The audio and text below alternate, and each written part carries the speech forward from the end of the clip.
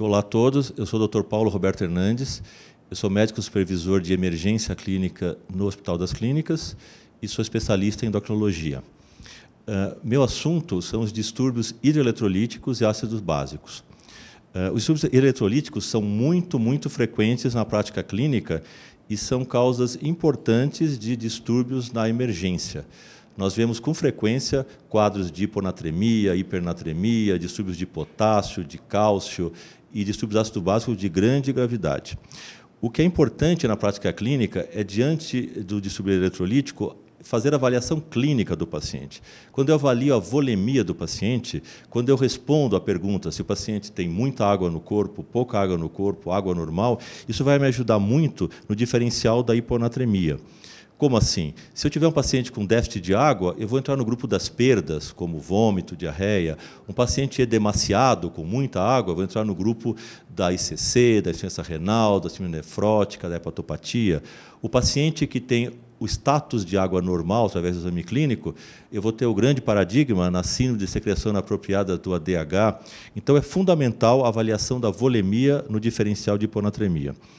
Em relação ao potássio, a calemia, o potássio aumentado gera problemas muito graves. A hiperpotassemia é cardiotóxica. Um potássio alto pode me levar a arritmias cardíacas graves. E é importante você conhecer o eletrocardiograma do potássio alto. A onda T pontiaguda, o PR longo, o desaparecimento da onda P, o QRS alargado, tudo isso vai te orientar na hora de tratar inicialmente. A hiperpotassemia grave é tratada com cálcio para antagonizar o efeito do potássio.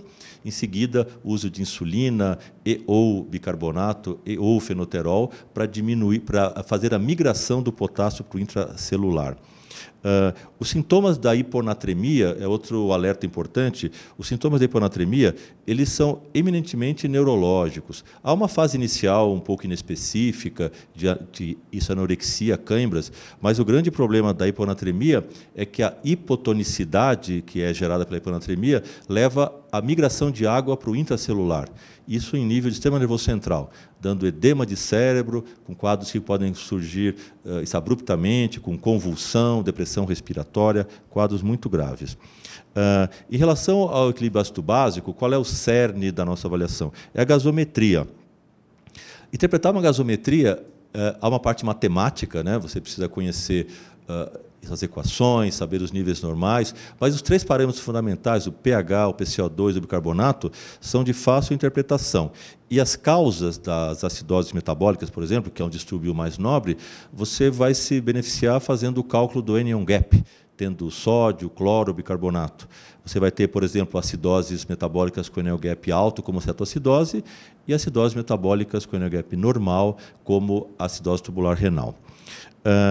O paciente com distúrbio de cálcio é visto também no pronto-socorro, é visto na emergência, mas para nós, emergencistas, que lidamos com casos graves, a primeira coisa que vem à mente diante de uma hipercalcemia é um paciente com tumor, com uma neoplasia, ou metastática, por exemplo, anel de mama com metástase óssea, ou um tumor que lesa osso como mieloma múltiplo, e embora haja causas benignas de hipercalcemia, como hipertiroidismo, como Addison, intoxicação por vitamina D, até prova em contrário, diante de uma hipercalcemia, devemos pensar em neoplasia com complicação óssea.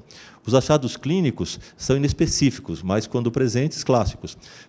Fundamentalmente poliúria, polidípsia, desidratação, dor abdominal, obstipação, confusão mental, vistos isoladamente são inespecíficos. No conjunto, podem lembrar bastante hipercalcemia. E isso um outro distúrbio importante seria a hipocalemia, hipopotassemia. Quais seriam os achados mais frequentes numa hipopotassemia?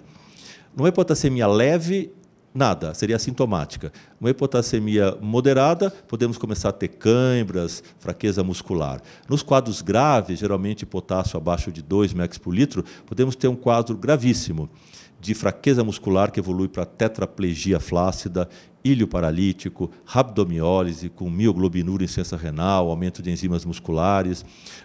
Podemos ter arritmias cardíacas, né, com a clássica onda U no eletrocardiograma. Muito obrigado.